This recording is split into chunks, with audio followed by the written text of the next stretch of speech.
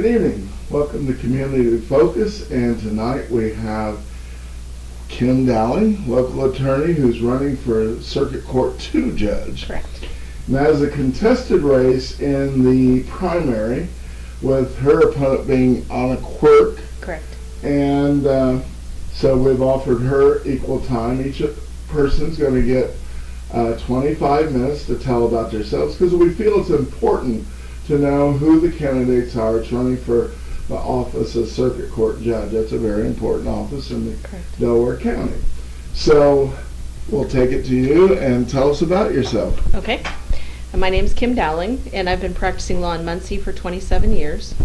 My husband Ralph and I have a practice together in the Lindenbrook area. And for the most part, my practice centers on family law currently. But over the 27 years, I've had a varied practice, including both criminal law, civil, and defense. With criminal law, I've done defense work for individuals, but then I've also done deputy prosecutor work through the deputy prosecutor's office. And then I have a civil practice. In the beginning, I had a varied practice. It was a general practice of law where I handled landlord-tenant, contracts, real estate, family law, together with personal injury work. I've handled jury trials. I've handled several jury trials. And then I've also handled trials through my criminal practice. And then as my practice began to focus, I've narrowed it to mostly family law at the current time. In the beginning, I also started an interest serving on the bench by assisting judges as what we would call judge pro tem or special judge. The rules have changed over the years, but in the beginning, we had rules that would permit for a special judge to be appointed to a case when an attorney would request a change of judge. So 27 years ago, if a judge was requested to step off of a case, they would name a panel, and at that point in time they could name attorneys as the special judge in a case, and there would be a list of 3. Each side would strike one, leaving the third attorney to serve as special judge on the case. So I started doing that very early on in my practice, and then if a judge was going to be gone on vacation or they were going to be gone for a day, maybe they had to be out for a doctor's appointment, they could ask an attorney to step in as judge pro tem just for that day. Mm-hmm. So I have served as special judge on numerous cases, and then also as judge pro tem for judges. Then in the late 90s, I served as a master commissioner for then Judge A.J. Hall. And Judge Hall passed away after a couple of years, but all of the judges liked the work that I was doing, and so they asked if I would then step over and be the commissioner in the Family Support Court. And so I did that for 2 years, and that was a part-time job as well as having your private practice. At that point in time, which I believe was in 2000, we went to what we call a unified court system. And so when we went to the unified court system, we could no longer have part-time commissioners. And so at that time I decided that instead of becoming full-time commissioner, I wanted to keep my private practice. So I stepped down from the commissioner's role and kept my private practice. A commissioner's job is that as an assistant to a judge. So for 4 years, I served as an assistant to the judge, hearing all types of cases. I've heard criminal cases, civil cases, family law cases, and juvenile cases. And so I believe that I have the most experience of any of the candidates running for judge on the bench, hearing cases. So at that point in time, when I kept my private practice full-time, then I've done that since that time. So since 2000, I've been strictly private practice, and for the most part, I'm going to say family law. My husband joined me several years ago. He at that time was working out of an Indianapolis office, but we now have an office together, and he handles mostly personal injury work and appellate work, and I do mostly family law work. So that's kind of a summary of my work history and the practice and what kind of law I've practiced. Now, we didn't mention this, but you're running on the Democrat ticket. Correct, I am. And as your opponent on a Quirk is. And then the Republican that's in this race also is Alan Wilson. Correct. Honorable Alan Wilson, which was appointed by the governor Yes. when Judge Daley retired. Is that correct? Yes, Alan took the bench earlier this year. It was in January. And so he will fill out the rest of the term, which will go through December, and he will be then on the general ballot in the fall. I see. This fall. Yes, this fall. So whoever wins the primary between Anna and I will face Alan in the fall, and then that person, whoever is elected, will take the bench next January. I see. So, how'd you get started in being an attorney, and what made you want to become an attorney? Right. I mean, attorneys aren't, well loved sometimes. Sometimes we are not. Well, when I was in 7th grade, we studied a unit of our class on government. And as part of that, we talked about the law and we talked about the Constitution. And that was when I first became interested in being an attorney. And so I continued that interest on through high school. When I was in high school, I participated in speech and debate. And that was just to get me ready for law school and to be comfortable being a public speaker, feeling comfortable in a courtroom speaking. And I still liked it and still had that idea. And so when I was in college, I continued on the speech and debate team. I competed all 4 years of my college tenure. And in fact, I went to the national tournament all 4 years in individual events. And I was a runner-up to go as far as the national debate tournament was concerned. So I still had that interest in speaking. I did get second degree in public education in case I didn't like law school once I got to law school. So I had a degree as a secondary ed teacher. And then I decided I would go on to law school and went to law school, and I did liked it a lot. Where'd you go? I went to the University of Colorado. Really? Yes. At that time, my husband was getting his PhD at the University of Denver, and I got my law degree at the University of Colorado. Mm-hmm. And so he was more limited in where he could find work. So he applied for teaching jobs with universities, and he was offered a job at Ball State. And so we moved to Muncie, and been here ever since, raised our children here. Both of our kids went to Burris, graduated from Burris. Both of our kids went to Purdue, graduated from Purdue, and then Carrie came back to Muncie and got her master's at Ball State. I see. So you say he was limited. Well, he could only go to cities that had colleges to work. So we had to look for work in areas that had colleges where he could find a teaching position because he had his PhD. So he got the job at Ball State, and we came to Muncie, and I took the bar exam in Indiana and started my practice here, and we've been here ever since.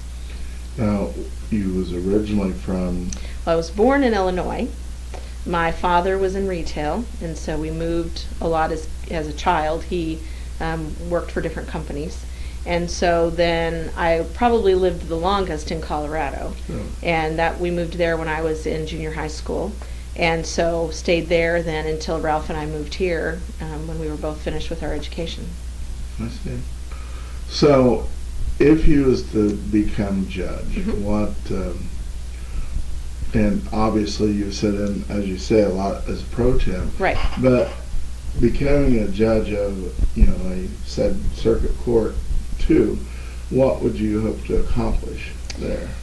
There are, I would say, 3 main goals that I would like to accomplish. Number 1 has to do with making sure that the docket for Circuit Court 2 is clean and runs efficiently. And by clean, what I mean is that there are a lot of cases out there that have been pending for a long time, that have run stagnant, that just have been sitting there. And so it is my intention to go through each and every case, check the status of it, and dispose of it in some manner, whether that's moving the case forward or whether that's dismissing it. And that has to do with criminal cases too. It is my intention to keep the docket moving with regard to the criminal cases and to make sure that everyone gets their day in court, that it's a fair hearing, but that the cases continue to move. Mm-hmm. Also, with regard to cleaning up the docket and making sure that the court runs efficiently, I think everyone is aware that we've had huge budget cuts. And so it is my intention to go through, and it would be my responsibility to make sure that we look at running the court as efficiently as possible and making sure that everyone has full access to the court and a fair hearing, but that we're doing it efficiently and that we're making sure that the docket runs smoothly. The second thing that I would like to do is look at either some type of grant or an agency in town that would be willing to help sponsor a program where we could have supervised visitation for parents. There are a lot of cases where parents, for one reason or another, have a situation where they need to have supervised visitation. We want to make sure that children remain in a safe environment. And we don't have a program like that in Delaware County. The only thing that's available currently is an agency in town that offers supervised settings, but they charge $50 an hour for that. Really? Yes, and many parents who need supervised visitation are not able to afford that. And so I would like to look at a program whereby we would have some type of grant where we could provide supervised visitation to keep children in a safe environment, still allowing parents access to their children, but making sure that it's in a situation where they can afford it. And then the third thing that I would like to do is to further utilize a program that we currently have but really don't use much, and that's for parenting time coordinators. In family law cases, there are those cases, individual cases that are extreme, where parents are not able to communicate effectively, and visitation is one of the first things that is hit hard. One parent may try to use visitation as a weapon against the other, or they just simply are not able to communicate in situations where they need to be a little bit flexible on their parenting time. And so we have coordinators who have already gone through the training. Typically they are people who are in the mental health field, but sometimes attorneys, who can then serve as a coordinator for those parents. The parents would go in and have sessions with that individual. That individual, in certain settings where a court has signed a specific order, might be able to tell parents in a given situation what they would do. For example, if there was a funeral on one side or the other, or even a wedding on one side or the other, and it was during the other person's parenting time, but the one parent really would like to take the child to a funeral or to a wedding or to a family function, and they can't reach an agreement on how that's going to happen. The parenting time coordinator can step in and say, in this given situation, here's what we're going to do. And they try to teach the parents then to communicate effectively with regard to the parenting time. One of the problems with the program is the cost and expense. Usually you can only send parents to that program who have the funds able to do that, and so that is a problem. But it is a program that's out there and it's available, but we don't use it very often. And I said 3, and that was 3, but I would say one of the other things that I would like to use more efficiently is a program that I actually helped do the paperwork on to set up. The state had set up this program, but Delaware County didn't have it, and so the judges asked for my assistance in doing the paperwork, and I was willing to do that, would be happy to do that. And so we set up the program in Delaware County, which is for mediation for low-income families where they maybe don't have the money to pay for mediation, but this fund is set up and pays for the mediation as long as they agree to go to the mediation without attorneys. And so you have an attorney who's serving as a mediator who will sit the parties down and try to resolve their differences, and then the fund is there to pay for the mediation. We don't use that very much either, and so I'd really like to see us try to use that more. So, like, when you say this mediation, is that like in, say, divorces or domestic things? Mostly family law, yes, family law related issues. It can be divorce, it can be parenting time issues, it can be child support, it can be emancipation issues. So any of those issues can be covered by it, but the parties would have to be willing to go do that without any attorney being present with them. It's just that the mediator then is an attorney and would assist both sides in trying to reach a compromise on the issues. Sounds like a good plan, because a lot of people that get in those situations, like you say, are low income, and they, how do I have the money to get an attorney to Exactly. fight this? And this program saves them attorney fees, because then they don't have to pay an attorney for their hours, and the program also pays for the mediator. So they can get their issues resolved, and basically it's at no cost to them. What's your thoughts on the forensic drug diversion? As much as I've been able to see and tell about the court, are you talking about the diversion program or the drug court? Well, the drug court. Okay. Because they have that to where, they get kind of a second chance. Exactly. At it. Right. And the feedback that I've gotten with regard to the court is that it's a great success, that people do get a second chance, that it seems like it's working. And you are always going to have people who fail at it, but you do have people who are successes. And as long as we can see success stories coming out of that, I'm a total proponent of it. But what I have seen, and I'm not obviously a court person and officer of the court, but doing what I do, what I've seen is, there is people, and I'd have to say, any sane person, if you got that second chance and say, okay, you won't go to prison if you straighten up. Right. Most people say, okay, I'll try. Plan A because I don't want to go to prison. Exactly. But unfortunately, what I've seen several times personally is people who failed miserably. Right. I mean, like 4 or 5 times. And somebody keeps saying, the probation officer, somebody says, well, let's give them another shot at it. Let's give. And obviously, if you fail it that many times, you're not going to come out a winner. They may need something stronger than a drug court, that may be prison, before they're going to get strong enough to be able to deal with their issues. And it's my understanding that the national average is it takes somebody 3 times of going through rehab before they're actually going to succeed at being able to stay drug-free. Now, if you can have somebody who's had the one chance and their second chance is drug court and they go through that and they succeed, great. If they fail, then they fail, and then they're going to pay the consequences of failure. Going to prison may still not cause them to succeed later. They may get out of prison and fail again. But if you can give them that chance, we can, try to help someone. We can also try to keep the overcrowding down in our prisons and jails. And so there's every reason to continue that program. And so I'm a proponent of it.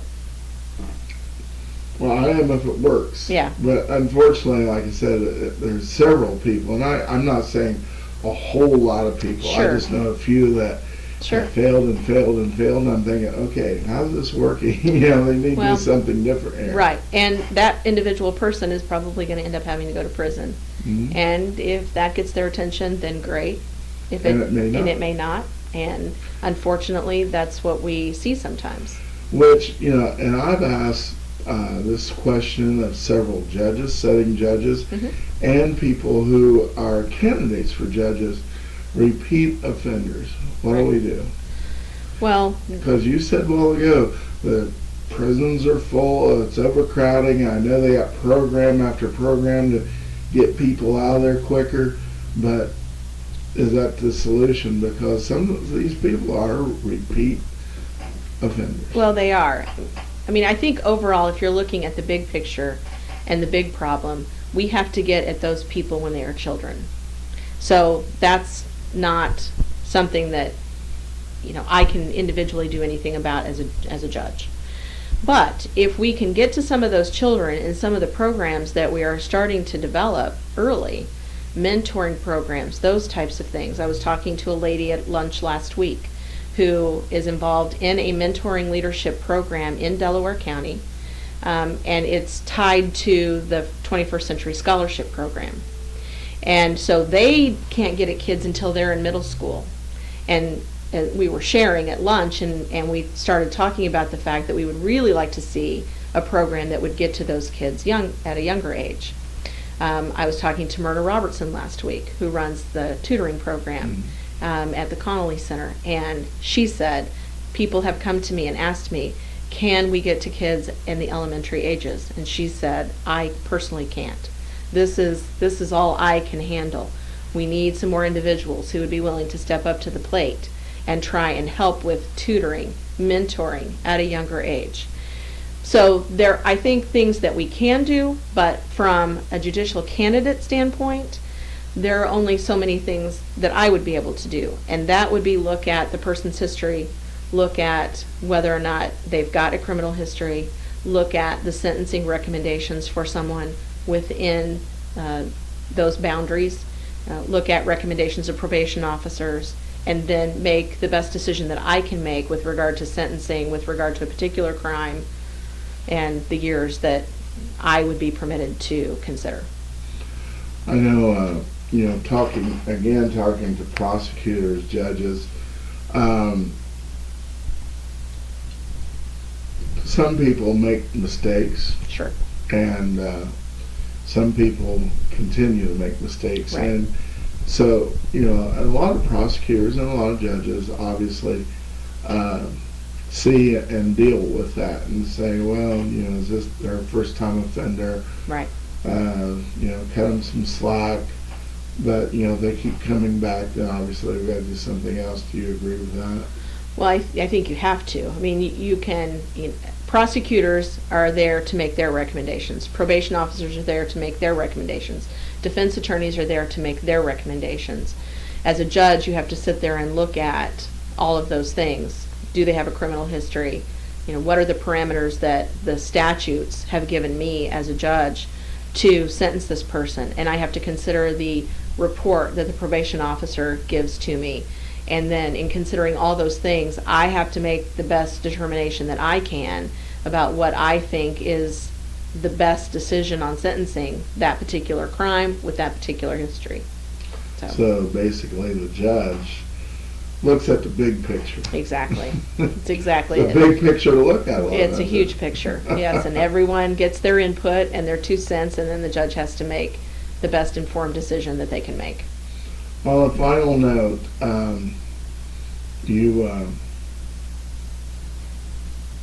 if you're in there as judge, then and you told about some of the things now. I know the county is trying right now. It's a big picture on the budgets. The county's budgets is a big issue right now. It is. You see any fixing that?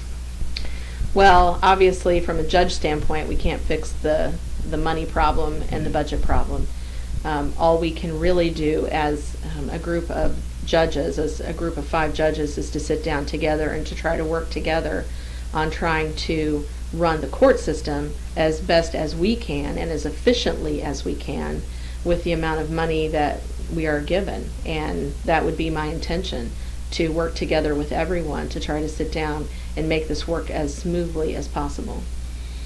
I know, and it looks like, there is a budget issue. Is the judges going to get their own budget? Is the county general fund going to get their own budget? Well, going to get some bailiffs back?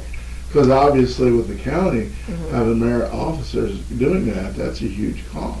Right. And it's my understanding, and I have not gone to the individual judges to ask exactly what they put in, but there was a mandate that was signed to restore the county, the court employees to their original salaries. There was some discussion about bringing 2 of the writing bailiffs back to try and have the papers all delivered by those 2 writing bailiffs. It was my understanding that they were including the writing bailiffs in the mandate with the court employee salaries. I can't swear to you that that's what happened, but I know that the mandate covered the salaries. Okay. Well, looks like we're close to our time limit, and Okay. I appreciate you coming by and sharing your information about Sure. yourself. So it will inform our viewers and voters, and good luck to you. Thank you very much. If anyone wants more information or particular information, we are on Twitter, and that's Kim D for Judge. We're on Facebook at Kimberly Dowling for Circuit Court 2 Judge, and we also have a website, kimdowling.com. I've seen a lot of your billboards around. Yes, down they there. are around. Well, thank you very much. Thank you very much. And thank you for watching this segment of Community Focus.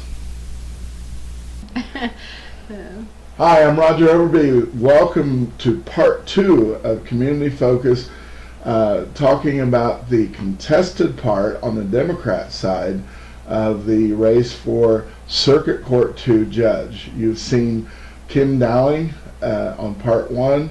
We have now with us Anna Quirk, who's running on the Democrat side. And of course, the Honorable Judge Alan Wilson is on the Republican side, which is not contested. So, in the fall, whomever comes out on the Democrat side, we'll do another show and, show both of those folks for the general election. So, Anna, how are you today? I'm fine, thank you. So tell us about yourself. You have been an attorney. Everybody, it seems like in your family's attorneys. So tell us how you got started in that. That's correct. Well, I'm originally from Muncie.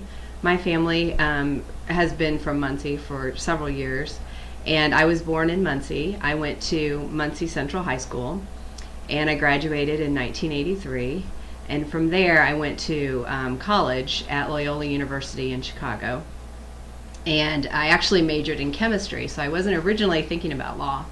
And so I majored in chemistry, and which really kind of helped me a lot because I was able to get a job as a chemist, and it helped me pay my way through college, through law school, basically. So I worked as a chemist and went to law school at night, and I also went to Loyola University School of Law in the evenings. Where's that at? It's in Chicago. Oh, really? Yeah, it's right downtown where the water tower is, the old water tower, and off of Michigan Avenue in downtown Chicago. So I went to law school there, and like I said, I worked during the day and I went at night. So it took me 3.5 years to get out. It's a 4-year night school program. So I went during the summer and kind of knocked off a little bit of time. So, but it was nice because I didn't have a lot of student debt whenever I got out because That's I could good. pay for my tuition and things. So that helped out a lot, I think. So basically worked your way right through there. I did. I did. And once I finished law school, I decided I wanted to come back to Muncie to practice. And I met my husband, Joe, in law school. I'm married to Joe Hunter, and we decided we didn't want to stay in Chicago for various reasons, mainly because it was such a big city and we thought it would be better to raise our children in a smaller community like Muncie. So we came back here and we got married, and I think it was in 1992. So I've been an attorney since 1991, and I was admitted to the Illinois bar, and then later in that year I took the Indiana bar. And so I've been practicing in Indiana the entire time. So since you've been doing this, what is your experiences in the law field? I mean, you've been an attorney for several years now here That's in correct. Muncie. Mhm. So what kind of law do you do? Well, I originally started out as a public defender in the Muncie City Court, and that was in 1991, and I was the public defender there for a little over 20 years. I ended that at the end of December of 2011. And so I worked there, but they handle misdemeanor cases. And I also have been a special public defender in Delaware County and in Randolph County. And I handle, with those cases, they are usually major felony cases. I've had probably 3 or 4 jury trials that have been murder cases over the years. I've had numerous other drug type of cases, criminal cases, major felony cases throughout the years. I also practice family law, which would be divorces and child custody, child support issues, visitation issues, those type of cases. I've done that the entire time I've been an attorney. I also handle bankruptcies. I do a lot of bankruptcies, which unfortunately has kept me really busy the last several years with the economy not doing so well. So I've done bankruptcies. I also write wills and I do probate. I handle estates for people, and I also do some estate planning. I've also done Social Security cases where people are applying for Social Security, and I help them with their appeal process. I've also handled a court of appeals cases where I've written briefs for either criminal defendants, on behalf of criminal defendants, or on behalf of civil cases. So I've done appeal work as well. So I've really kind of done a little bit of everything. Sounds like it. Yes, it's keeping me busy. So I know I'd like to be a judge. I don't have that education, but I mean, I always thought that'd be a cool job, especially watching a Judge Roy be in one of my favorite movies. But That's true. and people say, "Well, that's your mentality," but what made you decide to run for judge, circuit court too? Well, I really enjoy helping people, and I think that has a lot to do with being an attorney to begin with. And I think it's really kind of a next step for me. I have a personality where I'm kind of easygoing. I don't get really mad. I don't lose my temper very easily. And I think I'm willing to work with people. And I think having that type of a person as a judge is a good asset for our community. Mm-hmm. I also, a couple of years ago, I went through mediation training, and I really enjoyed the whole process of mediation. In order to be a mediator, we have to take a 40-hour class to become a civil mediator, and an additional class to become a domestic relations mediator. And I've done both of those classes, and to me it was more fitting with my personality, and it seems like it's a smooth process for me to move from being an attorney to being a judge. And I thought it would really help our community if I could be able to do that. Good thought. Issues in the courts. There's things going on in the courts over there, their budgets and things like this. Do you have any ideas on those? Well, I think I would really like to sit down with the county commissioners and the county council and come up with some type of proposal. I think that we can work it out. I think that's possible to do. And unfortunately, some of the things that we've been used to having in the court system in the past are not going to be any longer available to us just because of the funding cuts. And I think, that it would be great if we still had all of that money that we could use. But unfortunately, we don't. And so I think we need to come up with some other plans in order to use the money that we have effectively. And I would definitely be willing to sit down and talk to them and try to work something out. Now, I asked your opponent this question, and I had questions about it because Judge Voorhees has been on the show, took my place and talked about some of these issues like forensic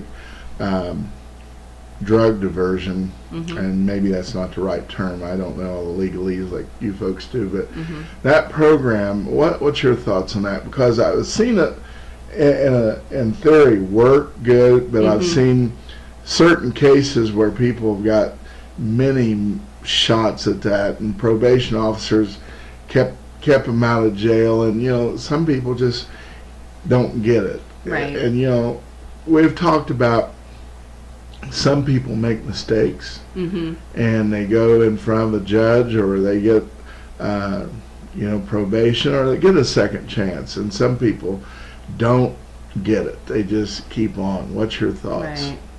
Well, I think first of all, I think there's a different way you treat people that are violent offenders and non-violent offenders.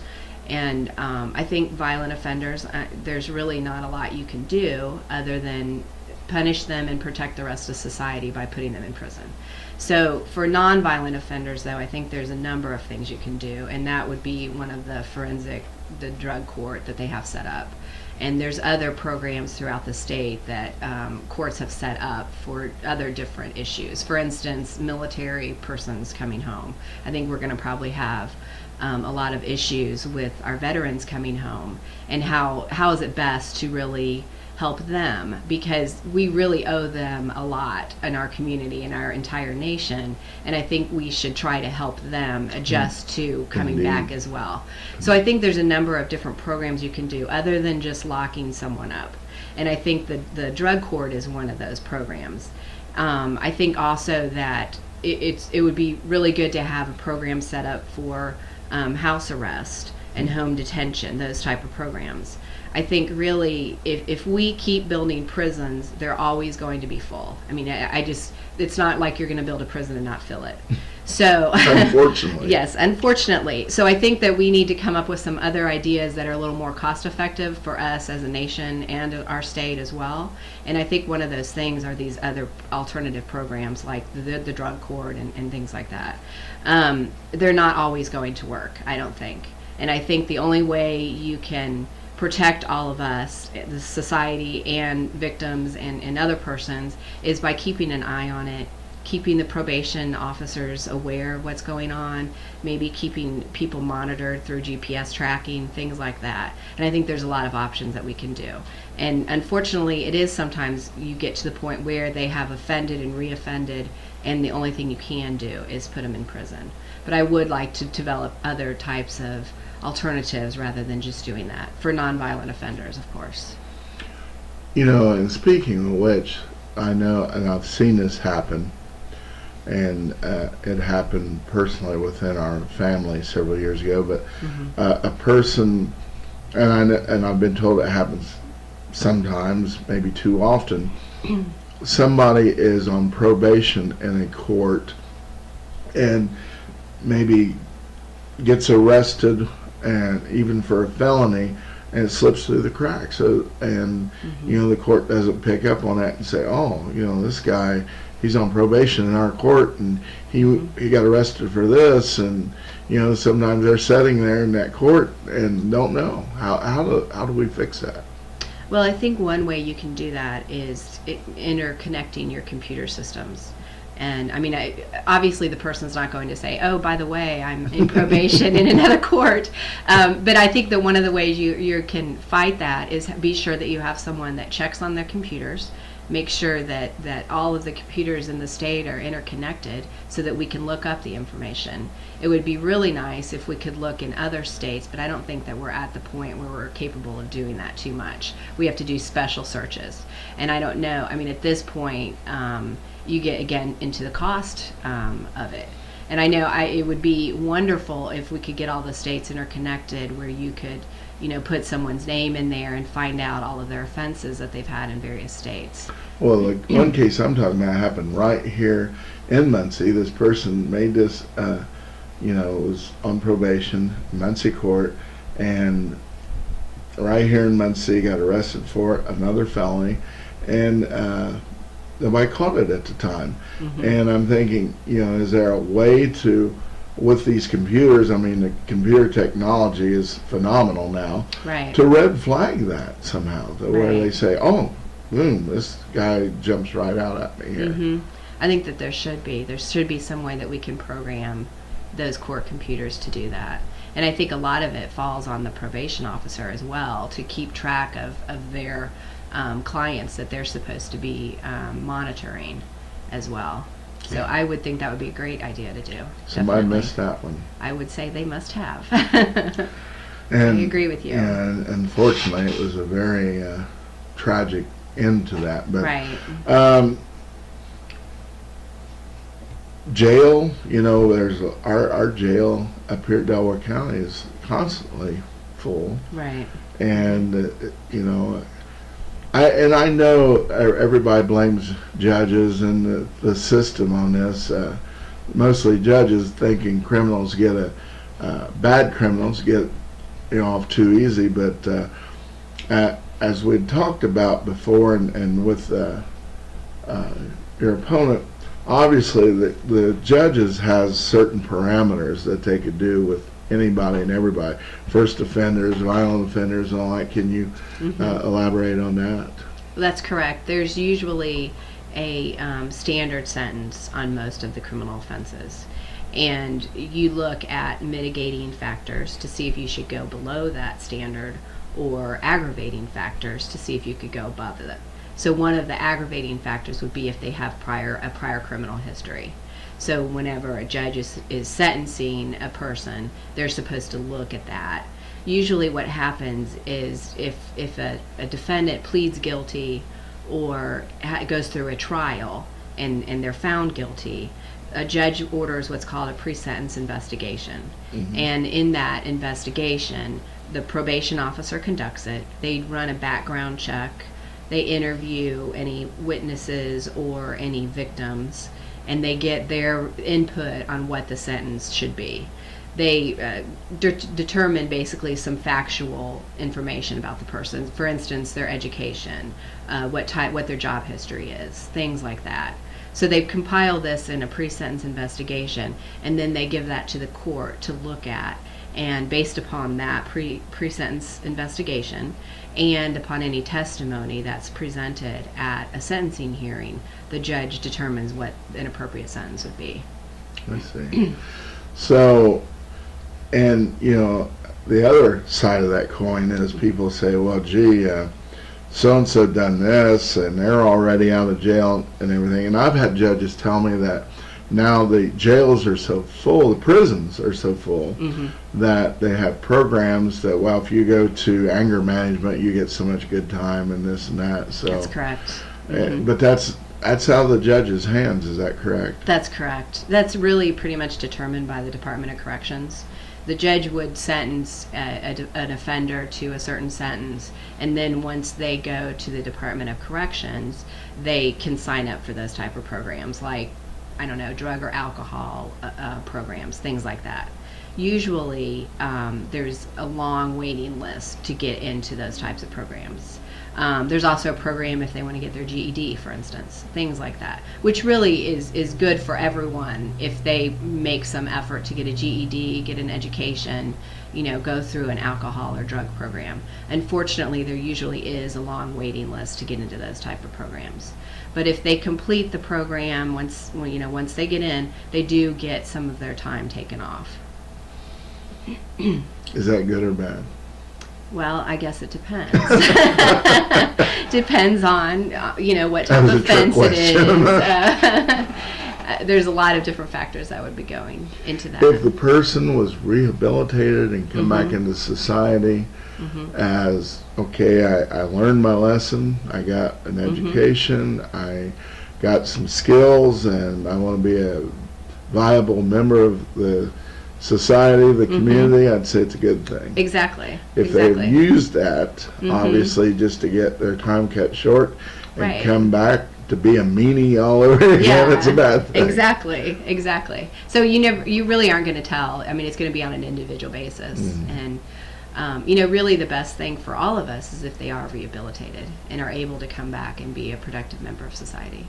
It would be. Yes. So, and if there's several ladies sitting on the bench here in Muncie and Delaware County. That's true, there are. And I think they outnumber the guys at this point, is that correct? Well, I think if Kim Dowling or myself get on the bench, I think we would outnumber the guys. But I think that's reflective pretty much of what law school classes are now. I know when I went to law school, the women in my class, it was probably around 40%. And now it's my understanding that most of the classes are over 50% women. Why is that? I'm not really sure, but I think it's interesting. Some guys would say that was scary, maybe. That's true. Especially if they go to divorce court or something. But, the judicial system, and it's some people don't understand it, and I can't say that I do, even though I've been involved in law enforcement and things for a long time. But you've got the police, you got the prosecutor's office, and you got the courts, and anybody that watches Law and Order on a daily basis can see that. But do you think anymore in this society, it's a good working relationship with everybody, especially around here? Do you? Well, I think so. I think it also depends on the people that are in those positions. I think right now we have a very good prosecutor. He's very conscientious. He's very hardworking. I think that he's doing a good job, and I think that if you have that type of person in your prosecutor's office, that goes down to it kind of filters down through the rest of the rank and file, if you will, in the prosecutor's team. He has people that are working for him that are capable. They seem to be very motivated to do what they think is right, and I think that helps a lot. And I think that, you really have several different systems that are all combined, because you have the whole adult court system for criminal offenses, and then you have the juvenile system for juveniles, which is also going to be controlled by the Circuit Court 2 judge at this point. And that's the whole court system that's really pretty much out at the YOC. They have their court out there, and juveniles are handled quite a bit differently than adults are. So you have those two different systems there, and then you also have the whole civil case load that's also in circuit court too. So getting all of those things to mesh, I think, is important, and having people that know what they're doing and have experience in handling a variety of different cases, I think, is very important in that court. Now, circuit court too, is that, I know you mentioned that's juvenile. Now, is that Yes. to do with the 4D court and all that too? Well, they do have some cases in 4D court. Basically, what 4D court does is it tries to collect support from one of the parents, whoever's ordered to pay it, and they have filed cases in all 5 courts.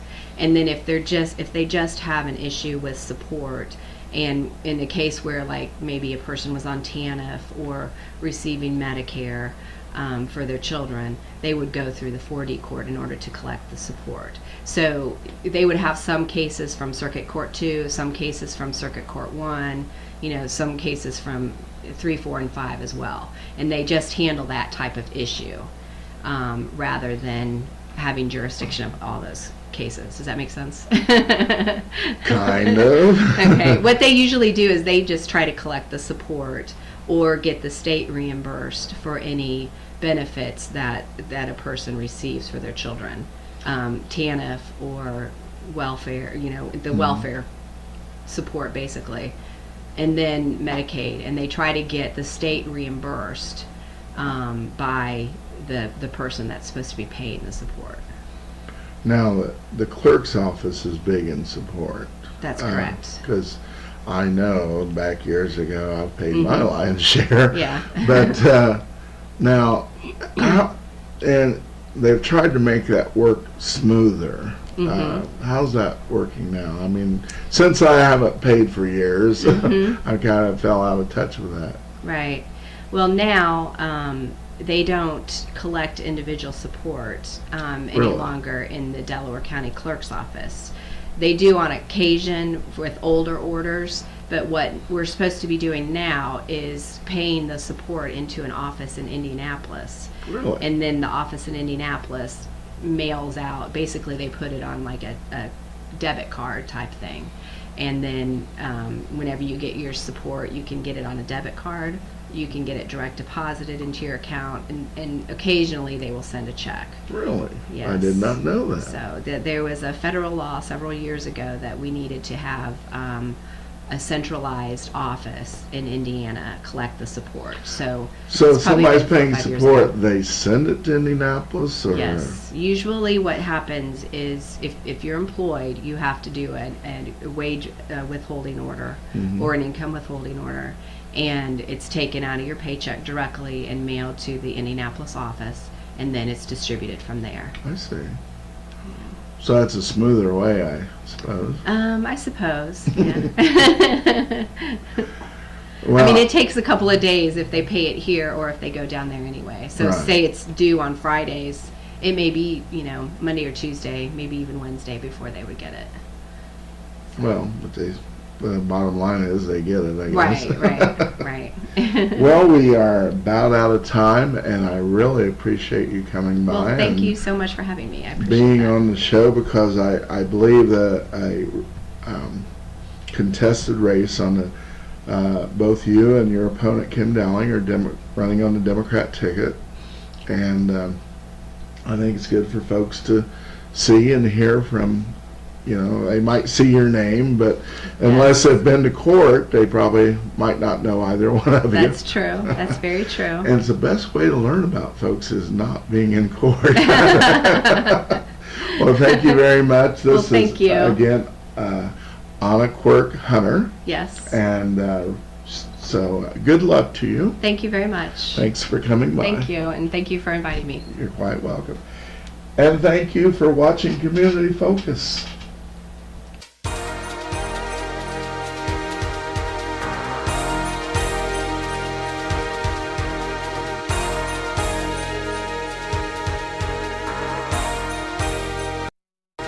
Community Focus would like to thank the following underwriters for their help and support. Hometown Outdoor Advertising Incorporated, Muncie, Indiana. Put your business up for everyone to see. Wishbone Gifts Incorporated, corner of Walnut and Jackson Street in Muncie, Indiana. Best Built Computers, more than 25 years of computer repair experience. 413 South Tillotson Avenue, Suite 1, 765-216-6701 or 765-216-6041. Muncie Crime Stoppers. If you see something, say something. Elm Ridge Funeral Home and Memorial Park, 4600 West Kilgore Avenue, Muncie, Indiana. 765-288-5061. Visit our website, www.elmridgefuneralhome.com. We also offer certified celebrants. Tim Clevenger, Heating and Cooling, 288-2773, 2713 East Jackson Street, Muncie. Community Focus is produced by Millennium Productions Incorporated.